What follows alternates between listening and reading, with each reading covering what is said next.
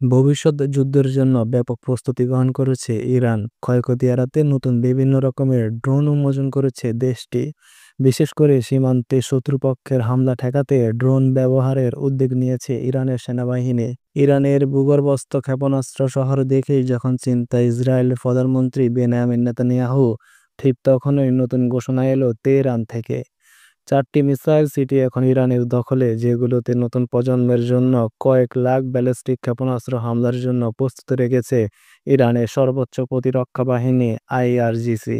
এমনকি মধ্যপ্রাচ্যে অবস্থিত যুক্তরাষ্ট্রের নৌঘাঁটিগুলোকেও নজরে রেখেছে ইরান। ক্ষেপণাস্ত্র হামলার মাধ্যমে মার্কিন সামরিক ঘাঁটিগুলোকে উড়িয়ে দেওয়ার হুমকিও দিয়েছে আয়াতুল্লাহ খামেনির দেশটি। যুক্তরাষ্ট্রের বাণিজ্যিক নিষেধাজ্ঞা ইরানকে আটকাতে পারবে না, সেটি আবারও নিশ্চিত হয়েছে। নিজেদের বিজ্ঞানীদের সহায়তায় ৯০% সমরাস্ত্র এখন দেশীয়ভাবে উৎপাদন করছে ইরান। দেশ জুড়ে ড্রোন ঘাঁটি নির্মাণের উদ্যোগ নিয়েছে দেশটির সেনাবাহিনী গ্রান্ড ফোর্স। এমন ঘোষণা দিয়েছেন ব্রিগেডিয়ার জেনারেল কিমার্স হায়দারি।